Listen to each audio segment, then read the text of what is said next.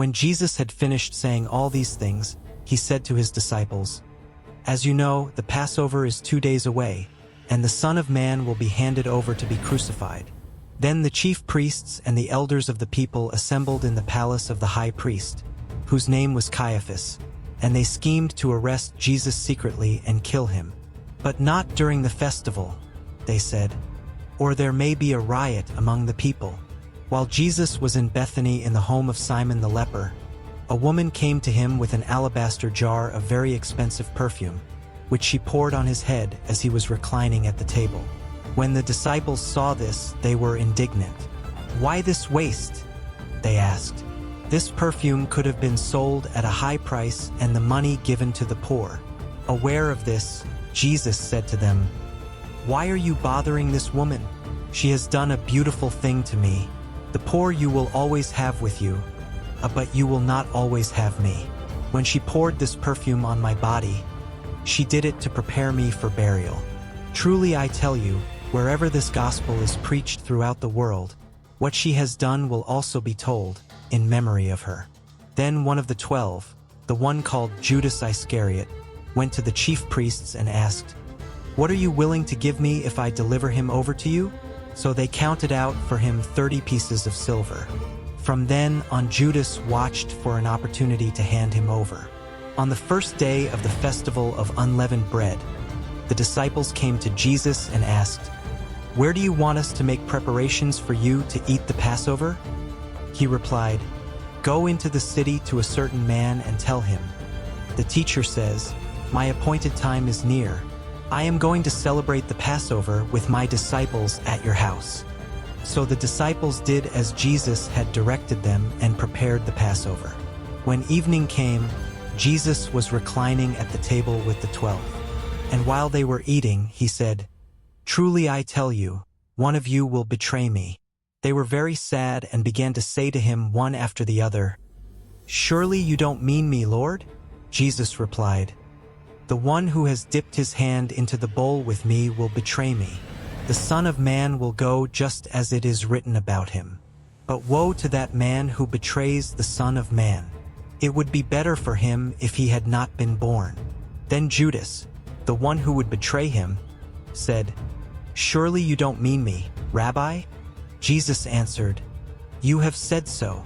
While they were eating, Jesus took bread, and when he had given thanks, he broke it and gave it to his disciples, saying, "Take and eat. This is my body." Then he took a cup, and when he had given thanks, he gave it to them, saying, "Drink from it, all of you. This is my blood of the covenant, which is poured out for many for the forgiveness of sins. I tell you, I will not drink from this fruit of the vine from now on until that day when I drink it new with you in my Father's kingdom." When they had sung a hymn, they went out to the Mount of Olives. Then Jesus told them, "This very night you will all fall away on account of me, for it is written, 'I will strike the shepherd, and the sheep of the flock will be scattered.' But after I have risen, I will go ahead of you into Galilee." Peter replied, "Even if all fall away on account of you, I never will." "Truly I tell you," Jesus answered, "this very night before the rooster crows, you will disown me 3 times." But Peter declared, "Even if I have to die with you, I will never disown you." And all the other disciples said the same. Then Jesus went with his disciples to a place called Gethsemane, and he said to them, "Sit here while I go over there and pray." He took Peter and the 2 sons of Zebedee along with him, and he began to be sorrowful and troubled. Then he said to them, "My soul is overwhelmed with sorrow to the point of death. Stay here and keep watch with me." Going a little farther, he fell with his face to the ground and prayed, "My Father, if it is possible, may this cup be taken from me. Yet not as I will, but as you will."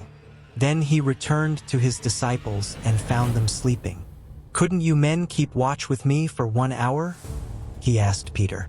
"Watch and pray so that you will not fall into temptation.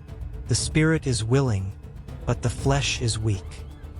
He went away a second time and prayed, "My Father, if it is not possible for this cup to be taken away unless I drink it, May your will be done." When he came back, he again found them sleeping because their eyes were heavy. So he left them and went away once more and prayed the third time, saying the same thing. Then he returned to the disciples and said to them, "Are you still sleeping and resting? Look, the hour has come, and the Son of Man is delivered into the hands of sinners. Rise, let us go. Here comes my betrayer." While he was still speaking, Judas, one of the 12, arrived. With him was a large crowd armed with swords and clubs, sent from the chief priests and the elders of the people. Now the betrayer had arranged a signal with them. "The one I kiss is the man. Arrest him." Going at once to Jesus, Judas said, "Greetings, Rabbi," and kissed him. Jesus replied, "Do what you came for, friend." Then the men stepped forward, seized Jesus, and arrested him. With that, one of Jesus' companions reached for his sword, drew it out, and struck the servant of the high priest, cutting off his ear. "Put your sword back in its place," Jesus said to him. "For all who draw the sword will die by the sword. Do you think I cannot call on my Father, and he will at once put at my disposal more than 12 legions of angels? But how then would the scriptures be fulfilled that say it must happen in this way?" In that hour Jesus said to the crowd, "Am I leading a rebellion, that you have come out with swords and clubs to capture me? Every day I sat in the temple courts teaching, and you did not arrest me. But this has all taken place that the writings of the prophets might be fulfilled." Then all the disciples deserted him and fled. Those who had arrested Jesus took him to Caiaphas the high priest, where the teachers of the law and the elders had assembled. But Peter followed him at a distance, right up to the courtyard of the high priest. He entered and sat down with the guards to see the outcome. The chief priests and the whole Sanhedrin were looking for false evidence against Jesus so that they could put him to death. But they did not find any, though many false witnesses came forward.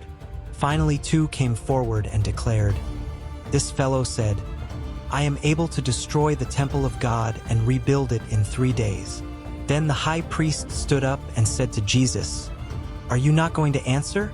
What is this testimony that these men are bringing against you?" But Jesus remained silent. The high priest said to him, "I charge you under oath by the living God. Tell us if you are the Messiah, the Son of God." "You have said so," Jesus replied. "But I say to all of you, from now on you will see the Son of Man sitting at the right hand of the Mighty One and coming on the clouds of heaven." Then the high priest tore his clothes and said, "He has spoken blasphemy. Why do we need any more witnesses? Look, now you have heard the blasphemy. What do you think?" "He is worthy of death," they answered. Then they spit in his face and struck him with their fists. Others slapped him and said, "Prophesy to us, Messiah. Who hit you?" Now Peter was sitting out in the courtyard, and a servant girl came to him. "You also were with Jesus of Galilee," she said. But he denied it before them all. "I don't know what you're talking about," he said. Then he went out to the gateway, where another servant girl saw him and said to the people there, "This fellow was with Jesus of Nazareth." He denied it again with an oath, "I don't know the man."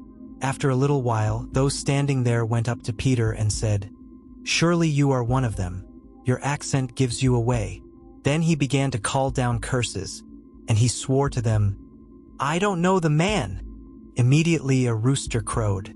Then Peter remembered the word Jesus had spoken, "Before the rooster crows, you will disown me 3 times." And he went outside and wept bitterly.